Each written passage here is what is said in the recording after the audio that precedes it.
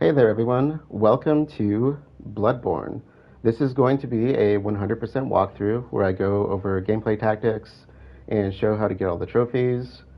I will be doing my normal thing and take the time to enjoy the game and discuss the story and lore, or at least the best of my ability. So, with that being said, let's get started. We are going to play offline for this. I want to make sure that everything I do is done with the assumption that people don't want to play online and that the servers may not be up. I'm assuming the Bloodborne servers are still going because this game's still rather popular. And from what I'm seeing with people playing it online, it seems like they're still active. But we're gonna jump in and start a new game. Oh, yes. Pale blood. Well, you've come to the right place. Yharnam is the home of blood administration.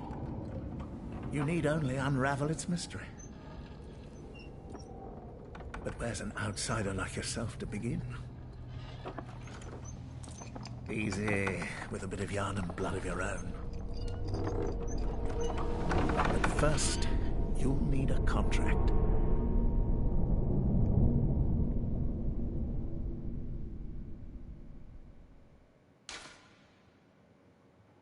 All right. I think I had a name in mind, but let's do the first obvious. I want to do a female character. Go with young.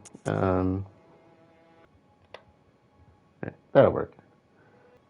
None of these really make a big difference in the long run. It's just a matter of what you start with, because you can, if you notice, this one's the lowest on everything, but it's also a level 4 character, which means you're really going to be susceptible to death early on in the game.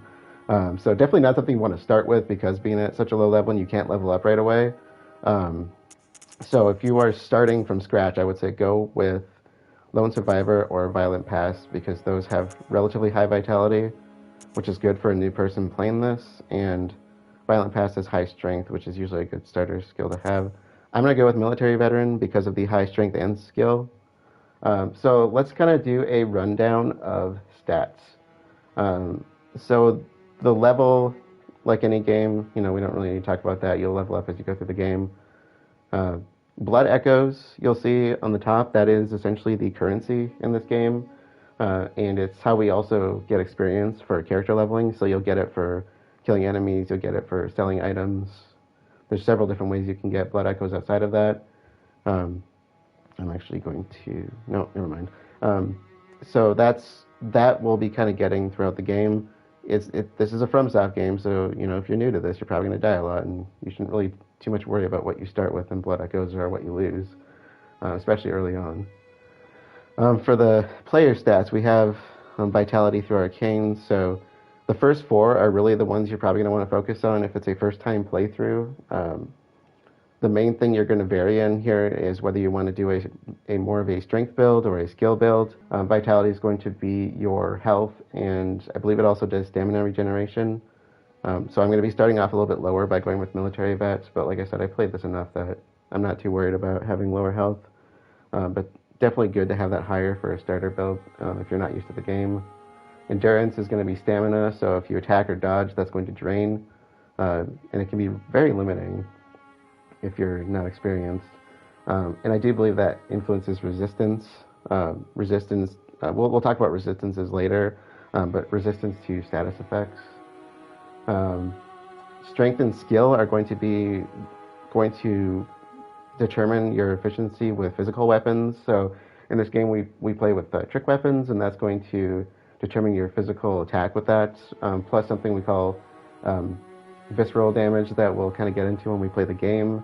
It's also going to relate to usability. So whenever you come across trick weapons in the game, they're going to be either a strength weapon or a skill weapon. Strength weapons tend to be the heavier weapons. Bloodborne does have a more fast-paced combat system, so a lot of the heavy weapons to me are more like dexterity weapons if you're comparing this to other RPGs. Whereas the skill is going to be more for dexterity weapons in this game.